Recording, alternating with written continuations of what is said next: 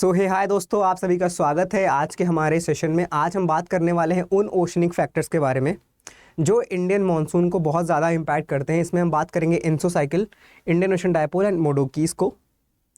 लेकिन अपने वीडियो को शुरू करने से पहले आप सबसे मैं कहूँगा कि आप अपने उस दोस्त के बारे में सोचिए जिसको बहुत ही भयंकर लेवल के मूड स्विंग्स होते हैं, जो एक टाइम पे तो एकदम खुश और जॉली नेचर का रहेगा, फिर अचानक से इसका मूड बदल जाएगा। तो आज हम उन्हीं मूड स्विंग्स को समझेंगे। ये पर मूड स्विंग्स आपके दोस्त के ना होकर नेचर के मूड स्विंग्स होंगे, जिसमें नेचर के भी अगर मैं थोड़ा और पर्टिकुलर जाऊँ तो ये जो मूड स्विंग्स होंगे ये पैसिफिक ओशन के होंगे। आप लोगों ने ज़रूर नोटिस किया होगा कि कभी कभी इंडिया में तो बहुत अच्छी बारिश होती है, लेकिन कभी कभी हम लोग सूखे जैसी कंडीशन भी देखते हैं कि तो क्या है ये मूड स्विंग्स ही तो हैं। तो ऐसे मूड स्विंग्स जो नेचर के हैं, पैसिफिक ओशन के हैं, ऐसे मूड स्विंग्स जो पूरा मौसम ही बदल दे रहे हैं, तो आज हम उन्हीं के बारे में इस सेशन में डिस्कस करने वाले हैं।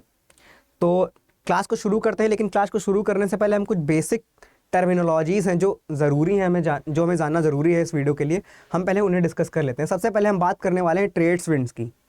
ट्रेड विंड्स और वॉकर सेल, हम ये दो कॉन्सेप्ट देख लेते हैं, उसके बाद हम मूव करेंगे अपने एनसो साइकिल में।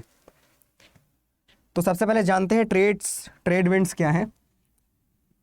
ये हमारा 0 डिग्री इक्वेटर है।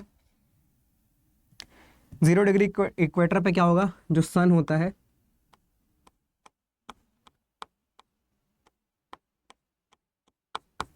ये हर समय वर्टिकली ओवरहेड रहेगा। इस वजह से क्या होगा, डायरेक्ट यहाँ पे सन की रेस डायरेक्ट पड़ती हैं। इस वजह से यहाँ का जो टेम्परेचर है पानी का वो काफ़ी ज़्यादा होगा। तो जो विंड होंगी यहाँ की, जो यहाँ का पानी है वो भाप बनेगा, भाप बन के विंड के सहायता से ऊपर आएगा, यानी यहाँ पे कन्वेक्शन होगा। तो कन्वेक्शन से जो यहाँ पे विंड ऊपर आएंगे, तो जहाँ से विंड ऊपर जाती है उसको क्या बोलते हैं, लो प्रेशर सेंटर। क्योंकि विंड ऊपर जा रही है इसलिए यहाँ पे लो प्रेशर सेंटर फॉर्म हो जाएगा। यहाँ से जो विंड ऊपर उठ रही है ये ऊपर होकर जाके सेटल कहाँ पे होंगी, हाई प्रेशर बेल्ट में, जो कि होता है 23 degree in half, tropic of cancer and tropic of Capricorn आपने ज़रूर सुना होगा। सो ये हमारी है ट्रॉपिक ऑफ कैंसर और ये हमारी साउथ में है ट्रॉपिक ऑफ कैप्रिकॉर्न। इतने से क्लियर है। सो जो यहाँ से विंड उठ के हवा में ऊपर जा रही थी ड्यू टू कन्वेक्शन, वो वहां जाके सेटल होंगी, इसलिए फॉर्म करेंगी वहां पे एक high pressure centre, high pressure. अब जानते हैं कि ट्रेड विंड्स क्या होती हैं।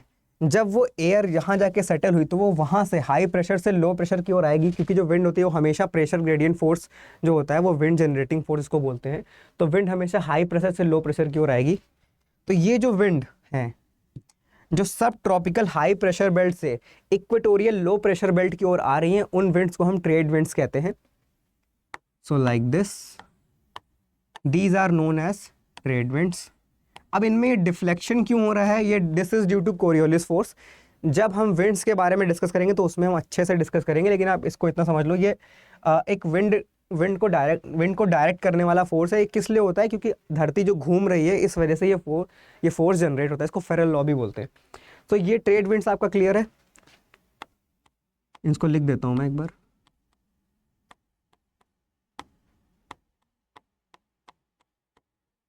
ये हो गई हमारी ट्रेड विंड्स, ठीक है।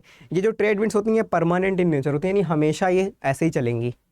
डायरेक्शन क्या है इनकी, ईस्ट टू वेस्ट है। अब हम जान लेते हैं वॉकर सेल क्या है, जो ये स्लाइड का मुद्दा है हमारा।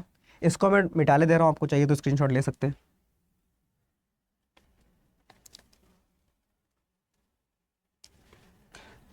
अब हम जानते हैं वॉकर सर्कुलेशन क्या होता है, इसी स्लाइड में जान लेते हैं।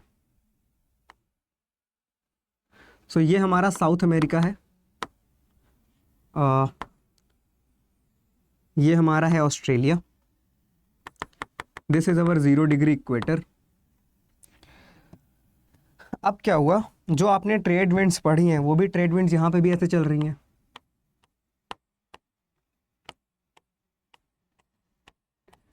ट्रेड विंड जो ईस्ट से वेस्ट की ओर चल रही हैं वो यहाँ का सारा गर्म पानी लाकर वेस्टर्न पैसिफिक में इकट्ठा कर देंगे। कहाँ पे, ऑस्ट्रेलिया और न्यू गिनिया आइलैंड की तरफ।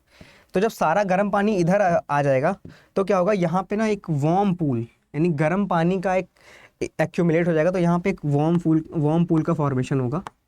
यानी यहाँ का जो पानी है वो गर्म है। गर्म पानी की वजह से यहाँ पे फॉर्म होगा लो प्रेशर सेंटर।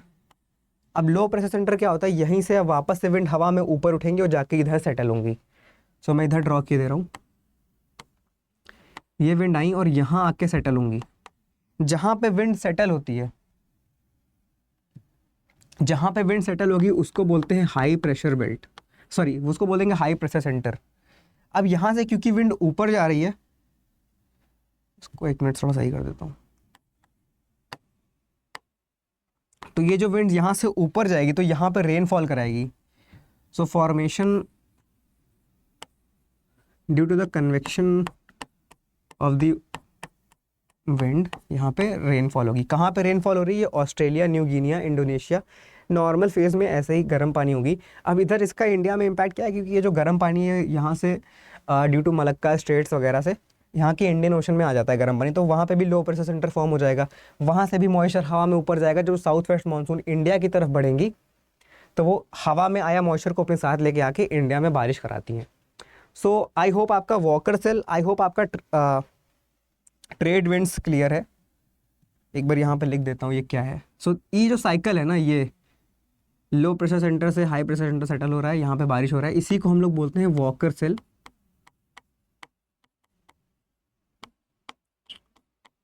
और यही है जो नॉर्मल कंडीशन है। जब हम एंसो साइकिल को पढ़ेंगे तो एंसो साइकिल में हम जब पढ़ेंगे, एक नॉर्मल कंडीशन होती है, एक एल नीनो कंडीशन होती है और एक ला नीना कंडीशन होती है। तीनों कंडीशन क्यों होती हैं? ये जो वॉकर सेल है, अगर ये वॉकर सेल ऐसे ही रहेगी तो ये सिंपली हमारी नॉर्मल कंडीशन है।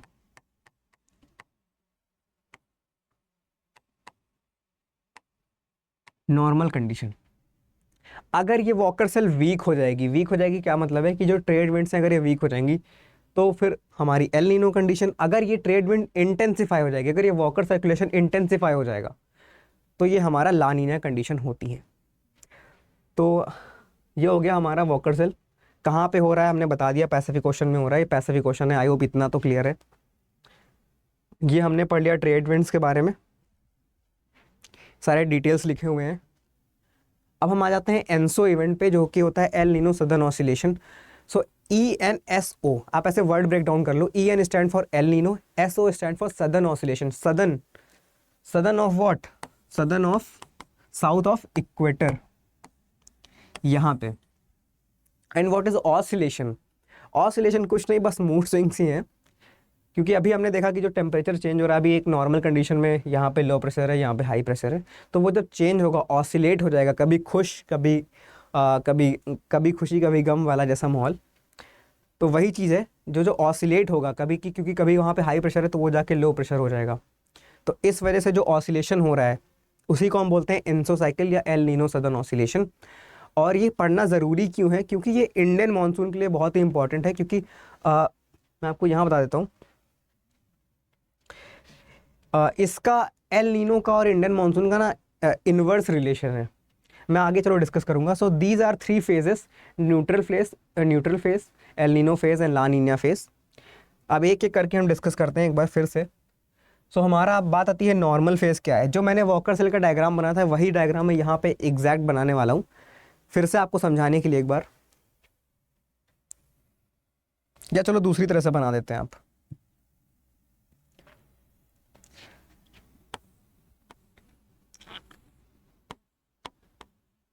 ये हो गया हमारा साउथ अमेरिका, ठीक है।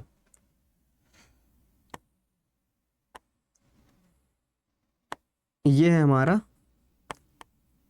ऑस्ट्रेलिया, इक्वेटर है, इतना तो समझ में आ रहा होगा। अब वही सारी बातें, नॉर्मल कंडीशन में क्या हुआ कि जो ट्रेड विंड्स हैं वो चल रही हैं,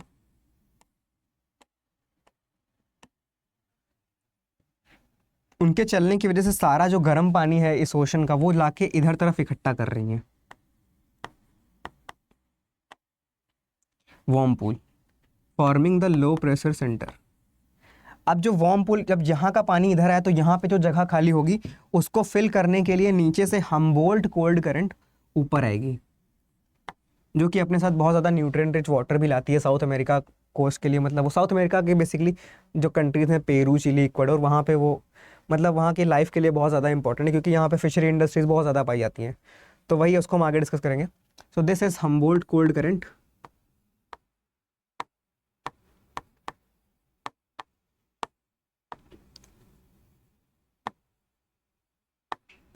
हम्बोल्ट कोल्ड करंट, तो ये ऊपर आएगी। अब लो प्रेशर से वापस से वही चीज़ें, जो विंड होंगी वो ऊपर आएंगी और यहाँ पे कहीं सेटल होंगी।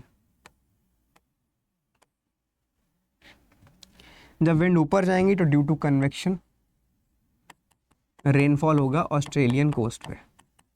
तो ये हमारी नॉर्मल जो हमारी नॉर्मल सर्कुलेशन है, ये उसके बारे में बात हो गई। अब आते हैं एल नीनो इवेंट में क्या होगा। सो दिस इज जो मैंने डायग्राम बनाया है वही डायग्राम है वॉकर सर्कुलेशन का, नॉर्मल कंडीशन का।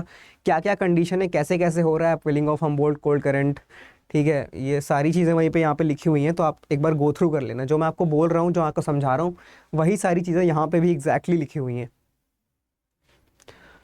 तो अब बात करते हैं, तो फिर नॉर्मल कंडीशन हमने पढ़ ली, हमने वॉकर सेल पढ़ लिया, हमने ट्रेड विंड्स पढ़ लिया। अब हम पढ़ने वाले हैं क्या है फिर एल नीनो क्या है भाई।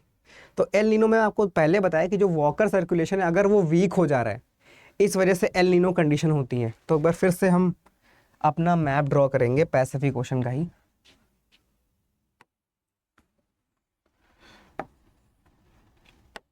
पूरा मैप ड्रॉ किए दे रहा हूँ इस पर। South America, this is Australia, this is our 0 degree equator.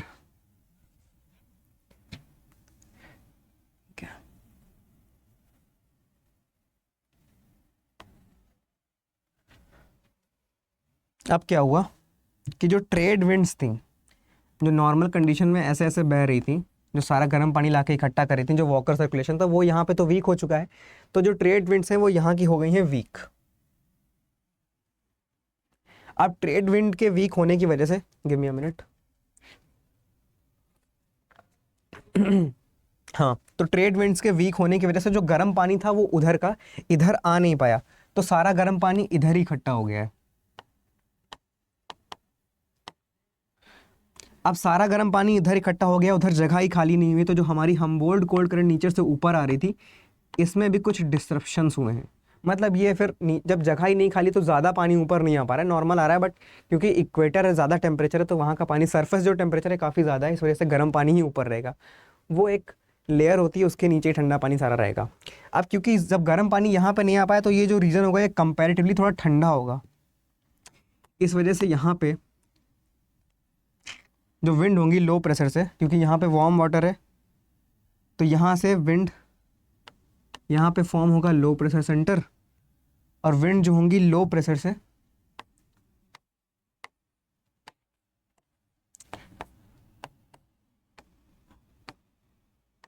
आके सेटल होंगी ऑस्ट्रेलियन कोस्ट पे, जहाँ पे वो फॉर्म करेंगी हाई प्रेशर सेंटर।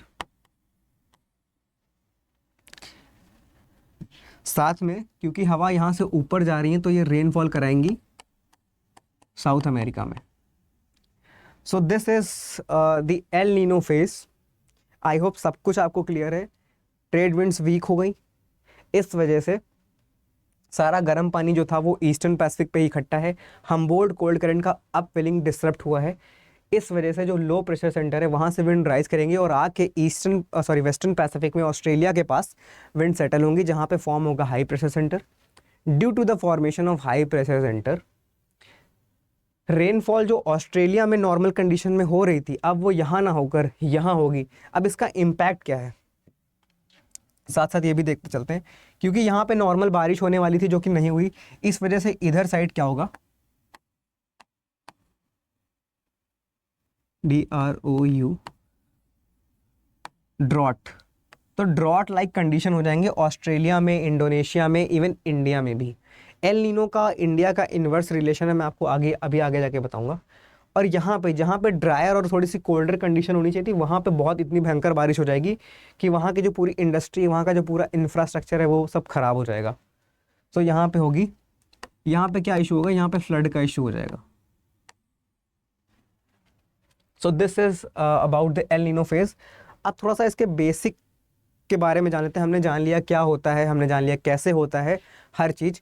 और हाँ, ये ट्रेड विंड्स वीक क्यों हुई, इसका जो exact reason is yet to be known, लेकिन बेसिकली क्योंकि प्रेशर बेल्ट जो होती हैं वो शिफ्ट करती है नॉर्थ साउथ, क्योंकि सन का टेम्परेचर, सन के मूवमेंट के हिसाब से।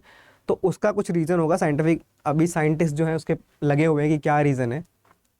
ठीक है, तो कुछ बेसिक फैक्ट्स के बारे में बात करते हैं। ये वही डायग्राम है जो मैंने आपको भी बना के समझाया, same everything is written here, everything is given. तो अगर आपको वो समझ में नहीं आया तो आप यहाँ देख लेना। आई होप आपको वो समझ में आ गया होगा। अगर आप खुद से ड्रॉ करके एक बार एक्सप्लेन बैठ के रिवाइज करोगे तो चीज़ें आपको और ज़्यादा क्लियर हो जाएंगी। ठीक है, क्योंकि अब हमारे एग्जाम में ना बहुत ज़्यादा ही कंसेप्चुअल क्वेश्चन पूछने लगा है, तो आपको आना चाहिए ये चीज़। ये कुछ बेसिक फैक्ट्स हैं एल नीनो के बारे में जो कि आप पढ़ लेना, लेकिन मैं आपको फिर भी बता देता हूँ कि यार एल नीनो को एल नीनो क्यों बोलते हैं। मतलब एल नीनो जो ये फेज़ है ये कब, ये ऑस्ट्रेलिया मतलब ये जो साउथ अमेरिका की साइड कब हो रहा है, ये हो रहा है दिसंबर के साइड में। दिसंबर में क्या होता है, दिसंबर में होता है क्रिसमस, जीसस क्राइस्ट का जो बर्थ हुआ था 25 दिसंबर को। तो इस वजह से जो ये जो चेंजेस हैं सी सरफेस टेम्परेचर में वो लोग फील करते थे दिसंबर में।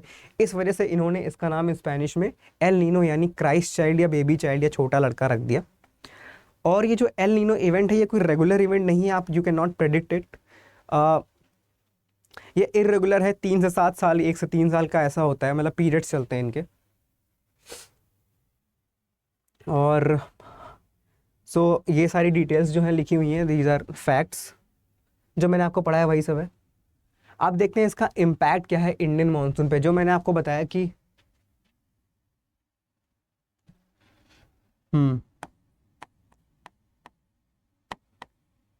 L Nino is inversely proportion to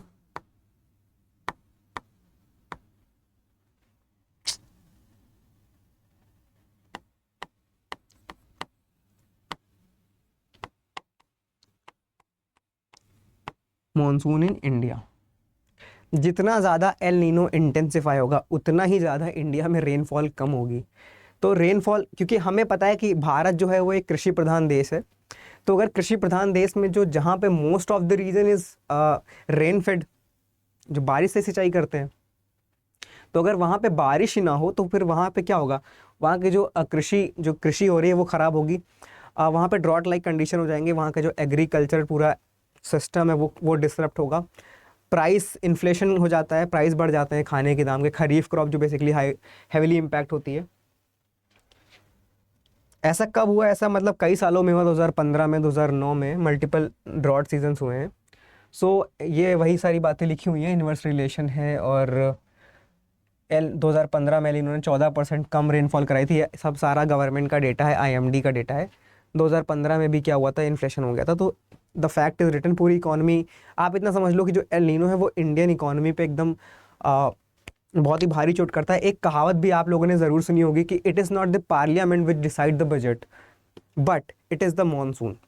और जब मानसून का ही फैक्टर जो मानसून की रेनफॉल को कम कर रहा है तो फिर जाहिर सी बात है हमारी इकॉनमी, हमारा जो बजट है वो बिगड़ जाता है। तो let's move further to the other countries का साउथ अमेरिका पे क्या इम्पैक्ट है। अभी मैंने बताया जो ड्रायर कंडीशन थी, जो साउथ अमेरिका का पेरू चिली कोस्ट है, वो लोग बेसिकली वो एक इंडस्ट्रियल रीजन है। वहाँ पे माइनिंग इंडस्ट्री, वहाँ पे मेनली फिशिंग इंडस्ट्री काफ़ी चलती है। जो हमबोल्ट कोल्ड करंट नीचे से न्यूट्रिएंट रिच वाटर ला रही थी, इसलिए वहाँ पे जो फिशिंग इंडस्ट्री है वो काफ़ी ज़्यादा फ्लरिश करती है। इस वजह से जो साउथ अमेरिका है, देखो यहाँ पे सैड है, क्या हुआ कि जो फिशिंग इंडस्ट्री है वो कोलैप्स हो जाती है, इंफ्रास्ट्रक्चर डैमेज होगा, अचानक से बाढ़ आएगी तो फ्लड और लैंडस्लाइड जैसे कंडीशन भी बनते हैं, flash floods. So these are common during the El Nino phase in the South America. Let's move further to know what is the condition in South East Asia. अब यार देखो, जो south East Asia है वो कहाँ पे located है, वो इक्वेटर पे लोकेटेड है। इक्वेटर पे कौन से फॉरेस्ट होते हैं, इक्वेटोरियल एवरग्रीन रेन फॉरेस्ट। अब क्योंकि ऑस्ट्रेलिया के पास हाई प्रेशर कंडीशन बन रहा था, तो ऑस्ट्रेलिया के पास ही इंडोनेशिया, न्यू गिनिया, ये सारे आइलैंड्स हैं। तो due to the high pressure centre, high pressure में क्या होता है, जो विंड होती है वो सेटल होती है, वहाँ पे थोड़ा सा ड्रायर कंडीशन करती है और क्लियर स्काई जैसा माहौल रहता है। तो इस वजह से यहाँ पे जो मॉइस्चर कंटेंट है वो कम हो जाएगा, ह्यूमिडिटी कम हो जाती है, जो पेड़ की टहनियाँ हैं वो आपस में लड़ती हैं, और फॉरेस्ट फायर बहुत कॉमन देखे जाते हैं एल नीनो फेज में इन द इंडोनेशियन या साउथ ईस्ट एशियन रीजन में। मल्टीपल न्यूज़ आप सुनोगे, अगर आप अभी अप्रैल मई जून में आप देखोगे न्यूज़ को, तो कहीं ना कहीं आपको फॉरेस्ट फायर की न्यूज़ मिलेगी। Singapore forest fire, Indonesia forest fire, या इवन ऑस्ट्रेलिया में जो फायर हुई थी वो ड्यूरिंग एल नीनो फेज ही हुई थी।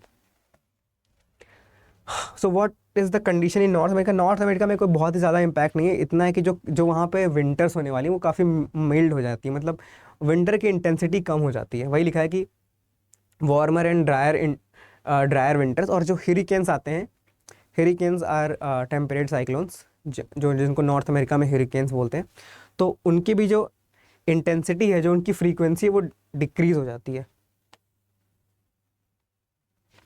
Let's move further to what is the impact of what is the impact of El Nino in Australia and Oceania region। तो क्या हुआ, जहाँ पे पहले लो प्रेशर सेंटर फॉर्म होना था ऑस्ट्रेलिया के पास, जहाँ पे पहले लो प्रेशर सेंटर था, अच्छी खासी बारिश हो रही थी, अगर वहाँ पे हाई प्रेशर सेंटर हो जाएगा। हाई प्रेशर सेंटर क्या होता है? इसका मतलब होता है ड्रायर कंडीशन। ड्राई मतलब टेम्परेचर विल इंक्रीज।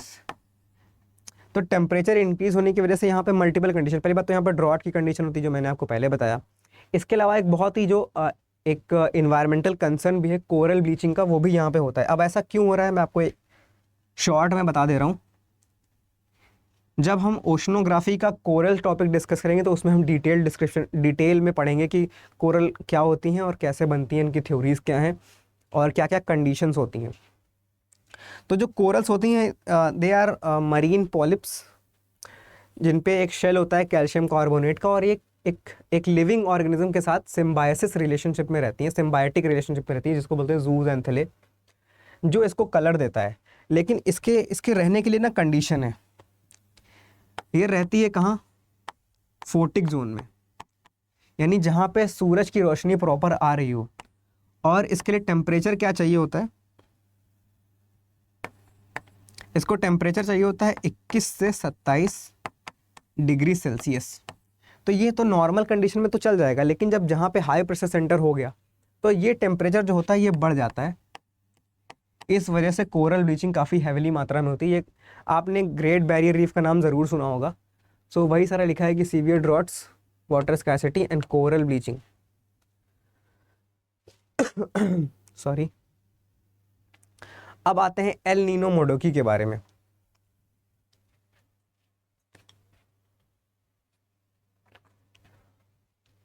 तो जो हमारा एल नीनो था, तो हमारा जो एल नीनो था वो कहाँ हो रहा था? एल नीनो हो रहा था, एल नीनो हो रहा था सदर्न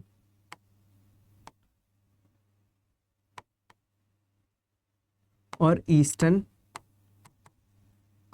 पैसिफिक में। लेकिन जो एल नीनो मोडोकी है ये कहाँ पे हो रहा है?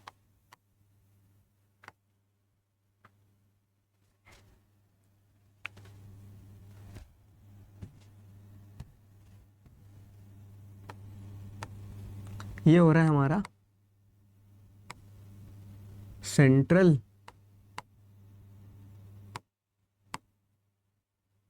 Southern Pacific ocean. तो ये बेसिक सा डिफरेंस है लोकेशन में, कि जो एंजो इवेंट था वो ईस्टर्न में हो रहा है, वहाँ आपकी वार्मिंग हो रही है, और यहाँ पे सेंट्रल पैसिफिक ओशन में वहाँ का पानी गर्म हो रहा है। अब इससे हो क्या रहा है कि जो पहले विंड यहाँ पे राइज करने वाली थी, जो विंड साउथ अमेरिका से राइज करके ऑस्ट्रेलिया में आके सेटल हो रही थी, वहाँ से नहीं, बीच पैसिफिक ओशन में, बीच पैसिफिक ओशन से राइज करेंगी और जाके सेटल होंगी। इसका बहुत ही ज़्यादा इंडिया के मानसून पे कोई इम्पैक्ट नहीं है, क्योंकि ये जाके कहीं समवेयर इन द मिडिल, मतलब ये भी इंडिया में ड्रॉट का कारण बनती हैं, लेकिन एक बहुत ही सीवियर ड्रॉट जैसी कंडीशन इंडिया में नहीं बनेगी। ये बस हाँ छोटे मोटे जो ड्राई स्पेल्स होते हैं, कि आप सुनोगे यार कि कहीं पे बारिश कम हुई है, या ड्राई स्पेल्स देखे गए, कई दिनों से बारिश नहीं हुई, इस वजह से ये इस वजह से फेमस है। मतलब इसका बहुत ही हैविली इम्पैक्ट नहीं होता। ये इंडियन मानसून को वीक ज़रूर करती हैं, लेकिन उस इंटेंसिटी का नहीं करती हैं। So the detail is written here. ये बेसिक डिफरेंस है, क्यों है वीकर, बट इनका इंडियन मानसून पे इतना ज़्यादा इम्पैक्ट नहीं है। बस रीजनल ड्राई स्पेल्स होते हैं, जैसे कि आपने सुन लिया कि महाराष्ट्र में कम बारिश हुई, एमपी के कुछ विदर्भा रीजन वगैरह में कम बारिश हुई, तो ये वही है। अब आते हैं हमारा La Nina phase. El Nino phase क्या था? एल नीनो फेज था कि जो ट्रेड विंड्स थी वो वीक हो गई हैं, जो हमारा वॉकर सर्कुलेशन था वो वीक हो गया है। लेकिन ला नीना फेज में, एल नीनो बोल रहा हूँ बार बार, लेकिन ला नीना फेज में जो हमारी वॉकर सेल है वो इंटेंसिफाई हो गई है। एक बार फिर से इसको डायग्राम से आपको समझाता हूँ, ठीक है जी।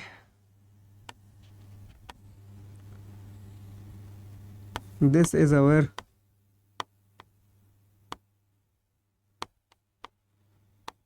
South America. I hope this is visible. सही है। ये है हमारा ऑस्ट्रेलिया। जो नॉर्मल कंडीशन की ट्रेड विंड्स थी वो आती थी, सारा गर्म पानी इधर इकट्ठा कर देती थी।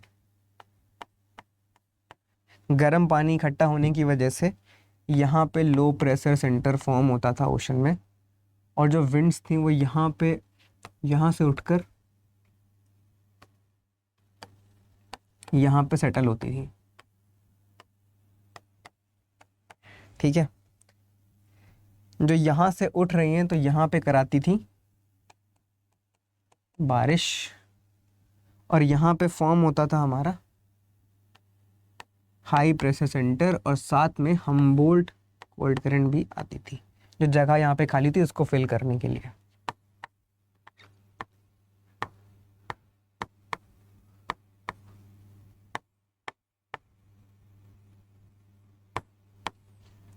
तो क्लियर है इतना इतना? ये वॉकर सेल वाला ही सेम डायग्राम है,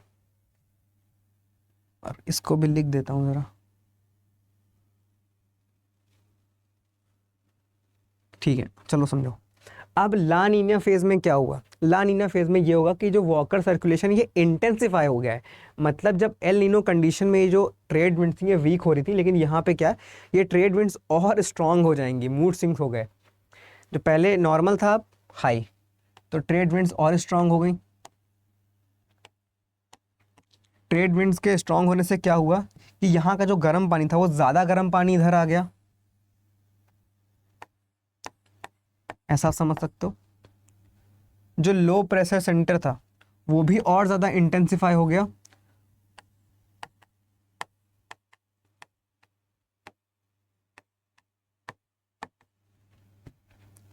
ज़्यादा पानी इधर आ गया है, तो हम्बोल्ट करंट है वो भी ज़्यादा पानी नीचे से ऊपर लाएगी, like this. High pressure centre और ज़्यादा इंटेंसिफाई हो गया, और जो यहाँ पे रेनफॉल थी, क्योंकि ज़्यादा अब कन्वेक्शन हो रहा है तो यहाँ पे और ज़्यादा क्लाउड फॉर्मेशन हो जाएगा, तो यहाँ पे और ज़्यादा हैवी रेनफॉल होगी। तो this condition is known as La Nina phase. I hope आपको समझ में आ गया होगा, मैंने सारे डायग्राम्स बना के आपको समझाए हैं। सो एक बार आप गो थ्रू कर लो। एक मिनट, ये तो रह गया।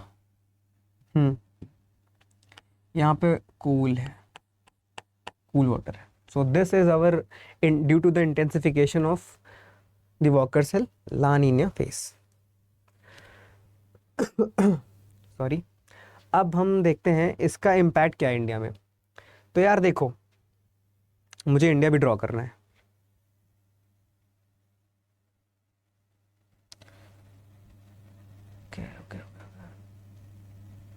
नो, छोड़ो, इसको ऐसे करते हैं। कैसे होगा भाई?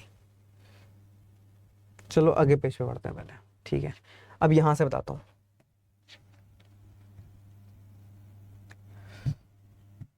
ये वही है हमारा ये हमारा वही है ला नीना का डायग्राम।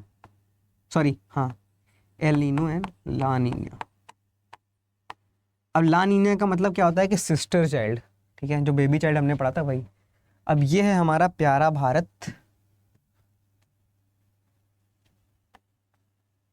देख रहे हो? सो ऐसे मान लो आप, मैं और अच्छे से ड्रॉ कर सकता हूँ।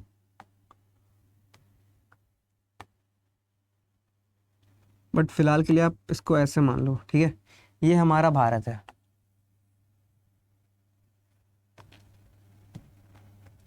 This whole region is India.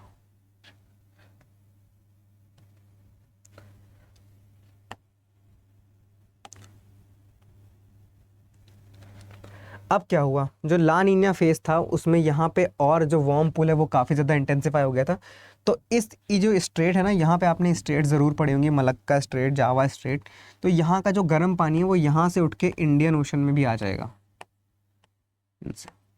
तो जब यहाँ का गर्म पानी आएगा तो यहाँ पे भी लो प्रेशर सेंटर फॉर्म होगा। यहाँ से जो भी विंड होंगी जो हवा में ऊपर कन्वेक्ट करेंगी, मतलब यहाँ से भी विंड ऊपर उठेंगी। और जब साउथ वेस्ट मानसून की विंड इंडिया की तरफ बढ़ रही होंगी तो वो ये सारा मॉइस्चर कंटेंट को, क्योंकि यहाँ का जो गर्म पानी है वो इंडियन ओशन में आया है, इंडियन ओशन में जो गर्म पानी, जो गर्म भाप, जो ह्यूमिडिटी हवा में ऊपर है ओशन के ऊपर, लेकिन जो ये जो साउथ वेस्ट मानसून की विंड्स हैं, साउथ वेस्ट मानसून की जो विंड है या सोमाली जेट है जिसको हम बोलते हैं, वो जब इंडिया की तरफ बढ़ेंगी तो ये सारा मॉइस्चर कंटेंट को ना, एक मिनट, ये सारे मॉइस्चर कंटेंट को अपने साथ लेकर इंडिया की तरफ जाके बहुत ही अच्छी बारिश कराती है। इसलिए जो ला नीना फेज़ होता है वो इंडिया में बारिश कराएगा, जो एल नीनो फेज़ होता है वो इंडिया में बारिश नहीं कराता बल्कि सूखा का कारण बनता है। अब एक अभी मैं आपको रिसेंट की एक रिपोर्ट देता हूँ कि वर्ल्ड मेटेरोलॉजिकल डिपार्टमेंट ने अभी मार्च में, आई थिंक अप्रैल में, एक रिपोर्ट जारी की। उसने बोला है कि जो दिसंबर 2024 में जो ला नीना फेज़ एक्टिव हुआ था वो इतना ज़्यादा कमज़ोर था कि शायद उसका इम्पैक्ट इंडियन मानसून पर ना पड़े और वो इंडियन मानसून विंड्स के आने से पहले ही मतलब शिफ्ट हो जाए, वो कंडीशन वहाँ पे शिफ्ट हो जाए। सो ये फैक्ट था। बाकी इसको कोल्ड इवेंट कहते हैं। डाटा जो डिटेल्स हैं ये सब लिखी हुई हैं। मैंने आपको बेसिकली क्या किया, मैंने आपको सारे कंसेप्ट समझा दिए हैं, ठीक है। क्या है फैक्चुअल इन्फॉर्मेशन, क्या है उसका नाम कैसे पड़ा और प्रोसेस क्या है, इंटेंसिव, ये सब मैंने आपको बता दिया। और ये ये है ट्रिपल डिप ला नीना। इसमें क्या हुआ था बेसिकली कि जो डिकेड था इसमें 3 लगातार ला नीना कंडीशन में थी, इसलिए इसको ट्रिपल डिप ला नीना फेज भी बोलते हैं। तो the detail is given here. I don't think कि मैं इसको बार बार आपको बोल के बताऊं और आप समझें, इसकी तो आई डोंट थिंक कि कोई ज़रूरत है। मैंने आपको कंसेप्ट बता दिया, आप कंसेप्ट याद रखो। फैक्चुअल इन्फॉर्मेशन अब इसमें हमारे एग्जाम में इतनी ज़्यादा पूछते नहीं है, वो कंसेप्ट से ही क्वेश्चन बना के पूछते हैं। अब आते हैं ला नीना के इम्पैक्ट क्या है। तो यार ऐसे देख लेते हैं कंट्री वाइज। सबसे पहले देखते हैं इंडिया में क्या है। तो यार इंडिया में तो इम्पैक्ट सही है, क्योंकि इंडिया में तो रेनफॉल अच्छी हो गई है, हमारा कृषि है उसके लिए बारिश ही चाहिए थी, तो बारिश अच्छी हो गई तो इंडिया इज़ हैप्पी। और इंडिया में बारिश अच्छी होगी और सारी फसल अच्छी होती है, बेसिकली इतना है। और बात करते हैं ऑस्ट्रेलिया में। ऑस्ट्रेलिया में मतलब the condition is okay because वहाँ पे उनको बहुत ज़्यादा बारिश की ज़रूरत नहीं थी, इसलिए ऑस्ट्रेलिया में फ्लड भी होता है। मतलब उनके एग्रीकल्चर के लिए तो ठीक है, लेकिन वहाँ ज़्यादा एग्रीकल्चर होती नहीं, इसलिए वहाँ पे फ्लैश फ्लड्स वगैरह कॉमन हो जाती हैं। Same with the Indonesia. Let's move further in the events. क्या कर रहा है कि ये इंडियन मानसून को स्ट्रेंथन कर रहा है, ड्रॉट ला रहा है साउथ अमेरिका में, ये आप इतना तो समझ गए होगे। इसका नॉर्थ अमेरिका में क्या इम्पैक्ट है? नॉर्थ अमेरिका में ये इम्पैक्ट है कि ये वहाँ की जो ठंड है उसको और ठंड कर दे रहा है, वहाँ पे स्नोफॉल और रेनफॉल को बढ़ाता है, लेकिन वहाँ पे भी थोड़ा एग्रीकल्चर में प्रॉब्लम करता है। देखो, in the northern USA it will cause harsher and snowier winters. So ये हैं हमारे causes of, sorry, the impact of La Nina. Let's move further to La Nina Modoki. ये सेम कंडीशन है जो मैंने आपको एल नीनो में बताई थी, वही सारी कंडीशन है। ला नीना अभी कहाँ हो रहा है? ये वेस्टर्न पैसिफिक में हो रहा है, लेकिन ये जो ला नीना मोडुकी है वो कहाँ होगा? सेंट्रल पैसिफिक में, ठीक है। ये डायग्राम ऐसे बनाया, आप समझ लेना। इसका भी जो इंडियन मानसून पे बहुत ज़्यादा अच्छा इम्पैक्ट नहीं है, क्योंकि ये बस इंडिया में जो थोड़े से वेट स्पेल्स होते हैं, मतलब इंडिया में कहीं कहीं ना कुछ रीजन में sudden rainfall, wet spells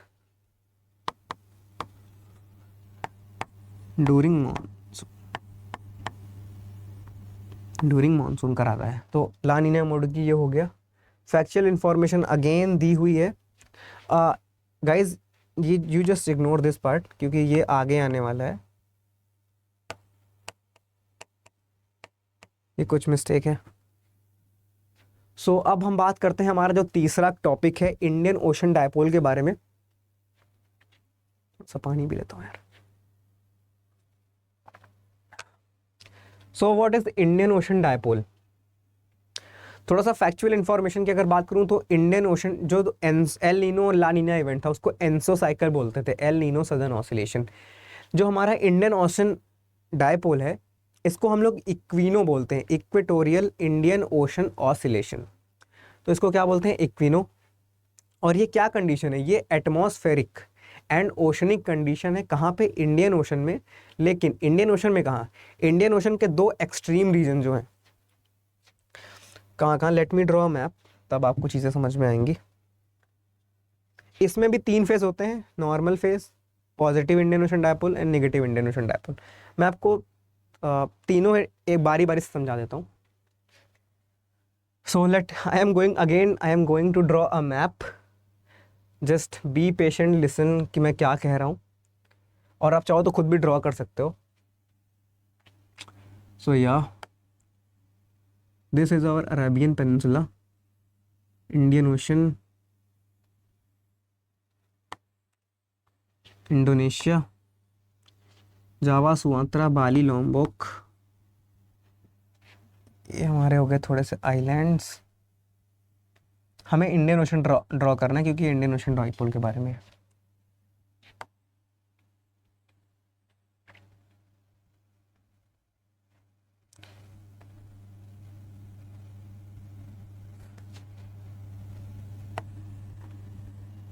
so this is our Indian ocean.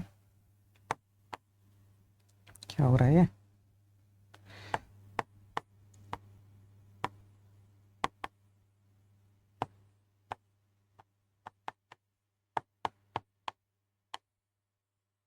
This is our Indian Ocean. इसी में जो सारी कंडीशन होंगी, जो atmospheric and oceanic coupled phenomena है, इसी को इंडियन ओशन डायपोल कहते हैं।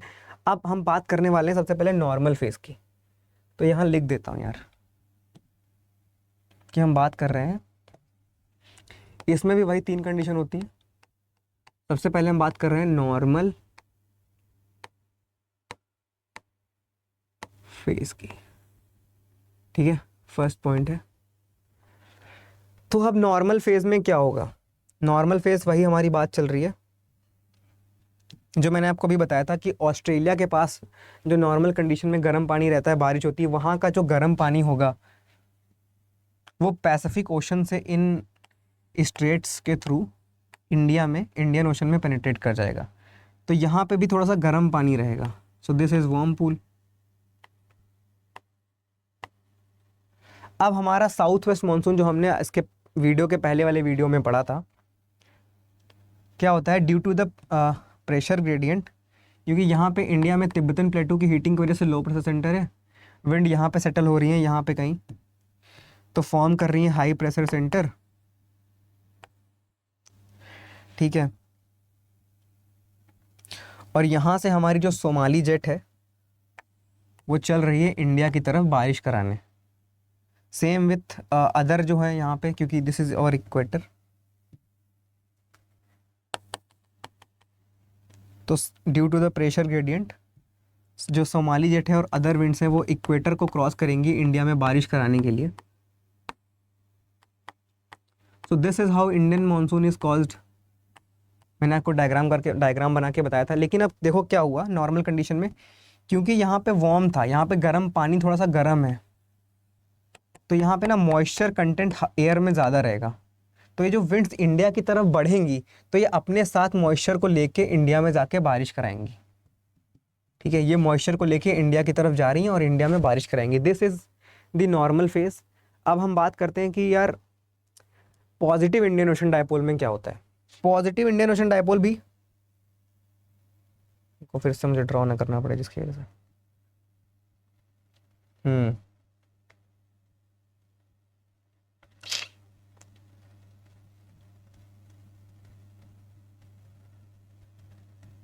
अब पॉजिटिव इंडियन ओशन डायपोल में क्या होता है कि यार जो वार्म पूल वहां पे बन रहा था, ठीक है, वो वहां ना बन के ये हमारा कौन सा सी है, इसका सी का नाम आप लोग मुझे बता दो। ये हमारा अरेबियन सी, और ये हमारा है, इसको आप अंडमान सी बोल सकते हो, ठीक है। अब यहाँ पे अगर वार्म कंडीशन बन जाए, मतलब इससे बहुत ज़्यादा जो पॉजिटिव कंडीशन थी उससे बहुत ज़्यादा इंडियन मानसून पे कोई इम्पैक्ट नहीं पड़ रहा है, क्योंकि वो इधर है ना। तो वो इम्पैक्ट कहाँ पड़ेगा, वो इंडोनेशिया, सिंगापुर, मलेशिया में अगर मानसून जो बारिश कराएगी वहाँ पे पड़ेगा। इंडियन मानसून उसका बहुत ज़्यादा इम्पैक्ट नहीं है। लेकिन अगर वो वार्म पुल सोचो यहाँ पे फॉर्म हो जाए कि ये जो रीजन है ये गर्म हो गया भाई, this region, and this region is comparatively cold,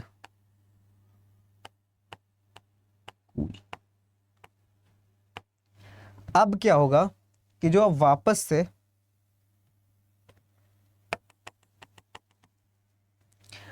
से जो विंड्स हैं वो जब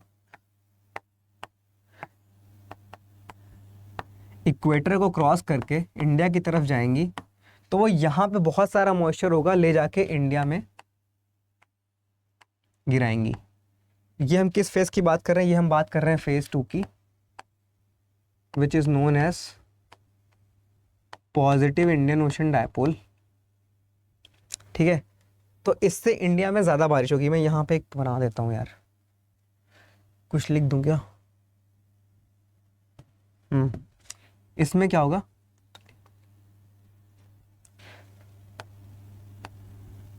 जो रेनफॉल है इंडिया में वो बढ़ती है, क्योंकि ये अरेबियन सी वाला रीजन गर्म है, यहाँ से ज़्यादा मॉइस्चर हवा में आएगा, और जब साउथ वेस्ट मानसून इंडिया की तरफ बढ़ेंगी तो इंडिया में अच्छी खासी बारिश कराएंगी।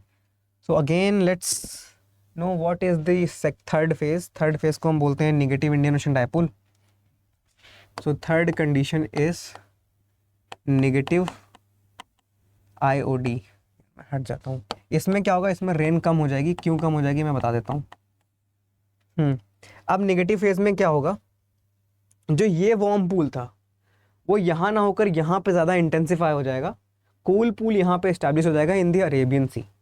इसके रीजंस क्या हैं, these are yet to be known, but basically climate change है, इसका बहुत ज़्यादा इम्पैक्ट पड़ रहा है आजकल चीज़ों में। आजकल जो नेगेटिव इंडियन ओशन डायपोल है वो काफ़ी ज़्यादा फ्रीक्वेंट हो गए हैं। आपने देख रहे हो कि बारिश जो है एकदम लगातार नहीं हो रही है, मतलब एक कॉन्टीन्यूस रेनफॉल नहीं हो रही इंडिया में।